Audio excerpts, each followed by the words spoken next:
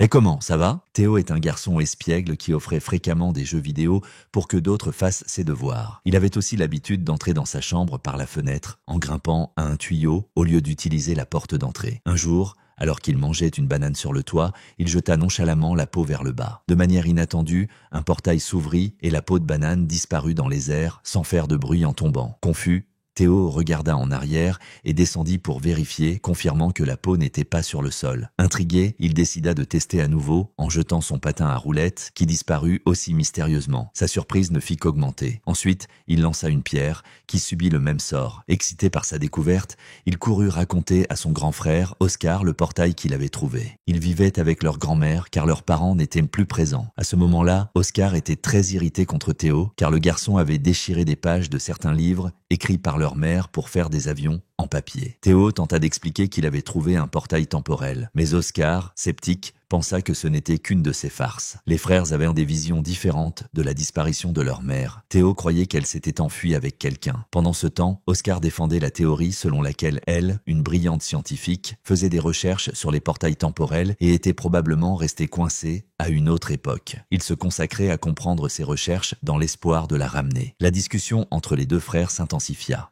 La discussion fut interrompue lorsque leur grand-mère les appela pour manger. Ils se calmèrent en sa présence, mais la dispute reprit dès qu'elle partit, culminant avec Théo qui, dans un accès de rage, jeta la tortue d'Oscar dans le portail. Désespéré, Oscar chercha son animal de compagnie bien-aimé partout et, ne le trouvant pas, il placarda des affiches de disparus. Il était très attaché à la tortue et son absence le laissa dévasté, pleurant constamment. Bientôt, le poids de la culpabilité frappa Théo qui, pour réparer son erreur, décida de sauter dans le portail. Ce faisant, il fut transporté au même endroit où se trouvaient tous les objets qu'il avait jetés, y compris la tortue. Il la prit et rentra chez lui, la remettant à sa place. Le lendemain matin, quelque chose de très étrange se produisit. Tandis que Théo dormait encore, Oscar se préparait déjà pour le travail. Mais son apparence avait radicalement changé. Il était beaucoup plus âgé. Il s'avère que Théo, en traversant le portail, avait voyagé de 1990 à 2022. Dans ce futur, Oscar est professeur de physique. Peu de temps après, Oscar se rendit dans le magasin d'un homme nommé David pour acheter des fournitures. Et peu après, la fille du propriétaire, Elena, arriva sur les lieux. Oscar et Elena étaient de bons amis depuis longtemps, et il avait des sentiments pour elle depuis l'enfance, bien qu'il ne se soit jamais déclaré. Maintenant, Elena était divorcée et mère de 2 enfants, mais l'amour d'Oscar pour elle restait le même. Elena travaillait aussi dans la même université que lui en tant que professeur d'anglais. À la maison, Théo se réveilla et commença à chercher Oscar. Il prit la tortue et alla voir sa grand-mère qui, maintenant très âgée, ne le reconnut pas. Quand l'Oscar du futur vit Théo, il fut si choqué qu'il s'évanouit. En reprenant connaissance, il demanda si c'était bien Théo. Confus, Théo demanda qui il était et comment il connaissait son nom. Oscar expliqua qu'il était son grand frère, laissant Théo perplexe sur la façon dont il avait tant vieilli en une seule journée. Après une brève conversation, ils comprirent que Théo, d'une manière ou d'une autre, avait voyagé dans le temps jusqu'en 2022, se remémorant le moment où Oscar était en colère contre lui. Inquiète, Théo exprima le désir de retourner en 1990, craignant que sa grand-mère ne le gronde pour son retard. Il monta sur le toit pour sauter à nouveau dans le portail, mais, en lançant une pierre,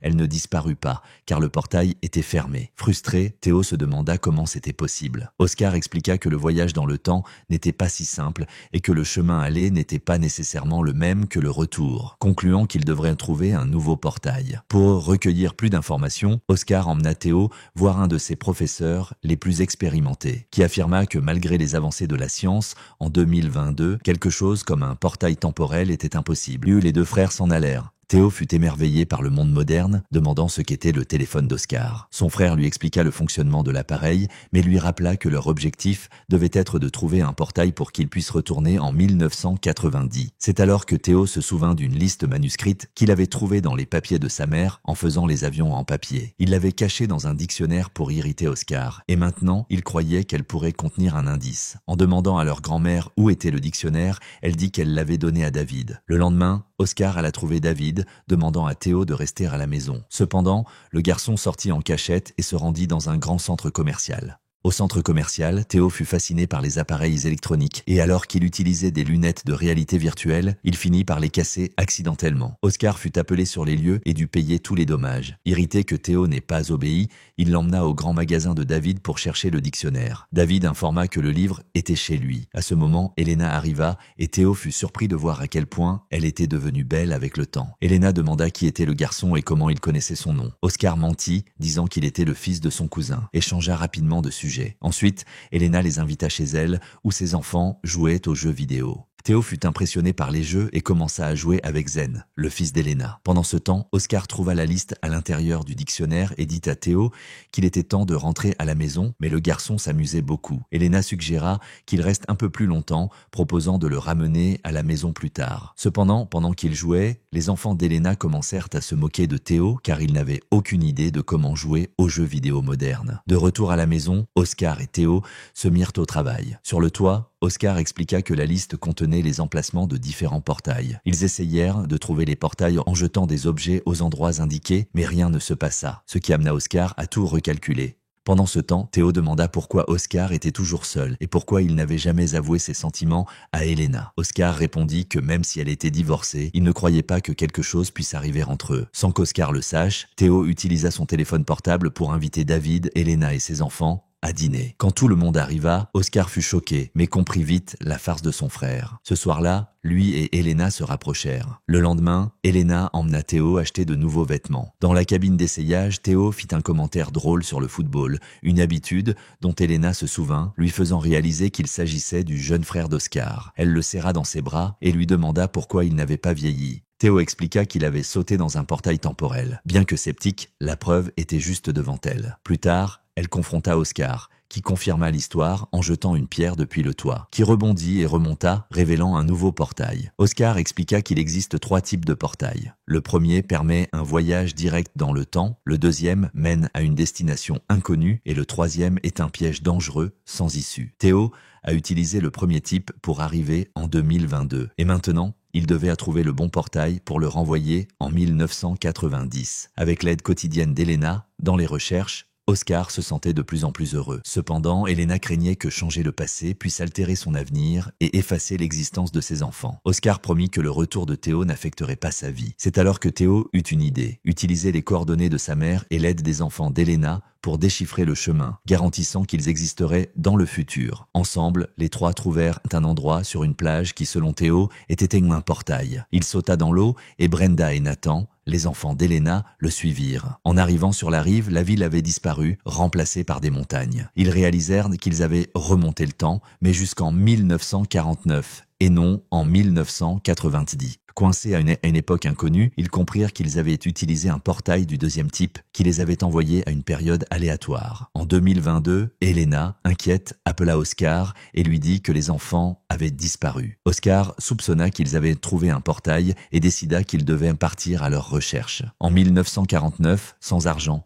et avec des téléphones portables inutiles, les enfants avaient faim. Brenda et Nathan eurent l'idée d'utiliser leurs appareils pour faire un spectacle de magie de lecture de pensée. Avec Nathan transmettant des noms à Brenda via une oreillette sans fil, le public fut émerveillé. Ils gagnèrent un peu d'argent, mais la police arriva bientôt car il était interdit de faire des représentations publiques sans permission. En voyant les policiers approcher, Théo fit signe à tout le monde de s'enfuir et les 3 s'échappèrent rapidement. Pendant qu'ils couraient, un homme inconnu les enleva et les emmena dans un endroit isolé, mettant leur vie encore plus en danger. En 2022, Oscar et Elena trouvèrent l'entrée du portail de 1990. Main dans la main, ils sautèrent. Et Elena eut l'impression d'être dans un rêve. En arrivant en 1990, ils virent partout des affiches de Théo porté disparu. En 1949, le ravisseur emmena les enfants à un gang qui s'opposait au gouvernement. Le chef du gang demanda pourquoi les enfants étaient là, et l'homme expliqua qu'il connaissait le code secret du groupe. Le code était un sifflement que Théo utilisa pour alerter ses amis, enseigné par sa grand-mère. À ce moment, une jeune femme du gang s'approcha. C'était la grand-mère de Théo dans sa jeunesse. Il s'avère qu'elle avait été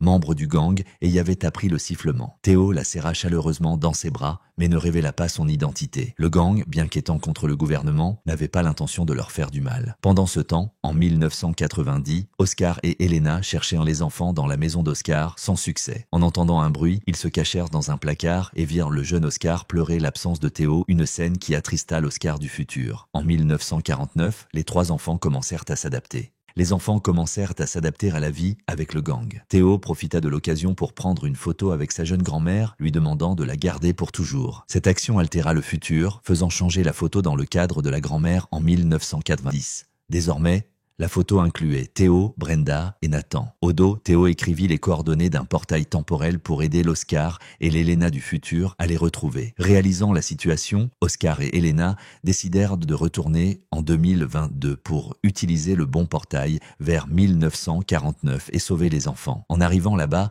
ils furent accueillis par des membres du gang qui les attendaient déjà, alertés par Théo. Après avoir utilisé le sifflement comme mot de passe, ils furent conduits à la cachette. Elena fut soulagée de voir ses enfants sains et saufs. Mais Théo refusait maintenant de rentrer, disant qu'il se sentait bien en 1949. Oscar fut dévasté et dit à son frère que malgré les disputes, il l'aimait beaucoup et qu'il lui avait manqué. À ce moment, leur jeune grand-mère apparut. Le groupe devait trouver le portail de retour vers 2022 et un membre du gang, qui se révéla être leur grand-père, les conduisit en voiture. Ils trouvèrent le portail et de retour en 2022, Oscar se prépara à renvoyer Théo en 1990. Théo protesta, disant qu'il se sentait seul en 1990 et qu'il voulait rester avec l'Oscar plus âgé, qui lui rappelait son père. Avec tendresse, Oscar le serra dans ses bras, expliqua que l'Oscar de 1990 était aussi très seul et avait besoin de lui. À contre-cœur, Théo retourna à son époque, où son retour apporta une grande joie à son frère et à sa grand-mère. Pour expliquer son absence, il inventa une histoire selon laquelle il avait été enlevé par un gang. Confus et contrarié, le jeune Oscar commença à croire que sa mère les avait abandonnés et se mit à jeter ses livres. Théo l'en empêcha et lui raconta toute la vérité sur son voyage dans le temps, montrant le téléphone portable de 2022 comme preuve. Bien qu'Oscar ne fût pas totalement convaincu, l'existence de l'appareil le fit hésiter. Les frères promirent alors de ne plus jamais utiliser les portails temporels et de vivre heureux dans le présent, en chérissant leur compagnie mutuelle. En 2022, les 2 frères sont enfin réunis. Quand la sonnette retentit,